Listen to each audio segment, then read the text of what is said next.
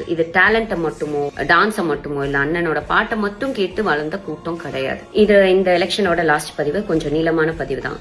மாற்றம் வேணும்ன்றதுக்காக டிவிகேக்கு ஓட்டு போட ரெடியா இருக்கக்கூடிய ஒரு சில ஆட்களுக்கான பதிவு தான் இது.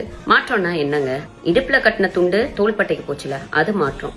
கை நாட்டு வச்சிட்டு இருந்த நம்ம கையெழுத்தா மாத்தணும்ல, அது மாற்றம். பெண்களுக்கு சொத்துல சம உரிமை இருந்துச்சுல, அது மாற்றம்.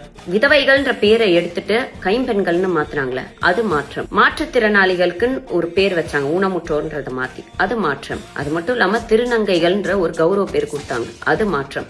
இதெல்லாம் மாற்றம்னு சொன்னா ஒத்துக்க முடியும். அந்தந்த ட்ரெண்டுக்கு ஏத்த மாதிரி, அந்தந்த சூழ்நிலைக்கு ஏத்த மாதிரி விஷயங்கள் நிறைய கொடுத்துட்டு இருக்காங்க, அதுதான் மாற்றம்.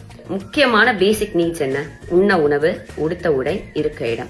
வாழ்றதே சோறு தண்ணிக்கு தாங்க. சோறு தண்ணி கூட இல்லாம இருந்துடலாம் அப்படின்னு சொல்லக்கூடிய ஒருத்தர் தான் உங்களுடைய மாற்றமா.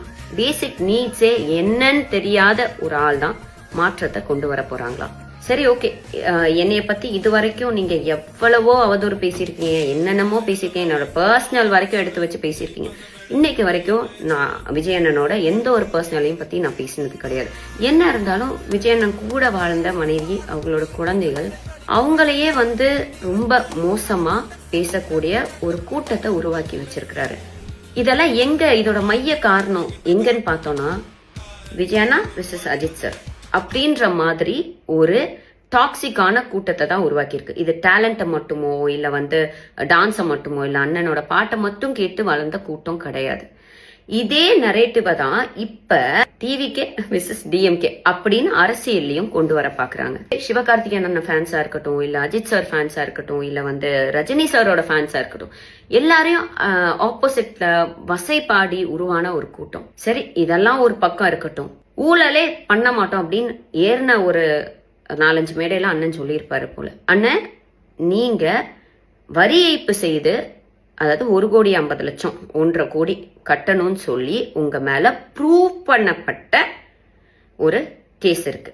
நிறைய அரசியல்வாதிகள் மேல பல குற்றச்சாட்டுகள், பல ஊழல் குற்றச்சாட்டுகள், அவதூறுகள்லாம் இருந்திருக்கு.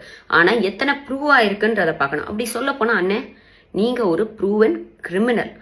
இப்படிப்பட்ட ஒரு ஆளுக்கு நீங்க உங்களுடைய வாக்குகளை செலுத்த போறீங்களா அப்படின்னு யோசிச்சுக்கோங்க. நேத்து கூட 100 கோடி சொத்து மதிப்பை ரீசெண்டா நடந்த அந்த நாமினேஷன் லிஸ்ட்ல காட்டலன்னு சொல்லி சென்னை உயர்நீதிமன்றம் சொல்லியிருக்கு.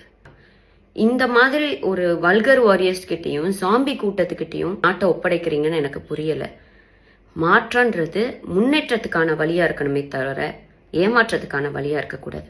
தயவு செஞ்சு சிந்திச்சு வாக்களிங்க. நன்றி.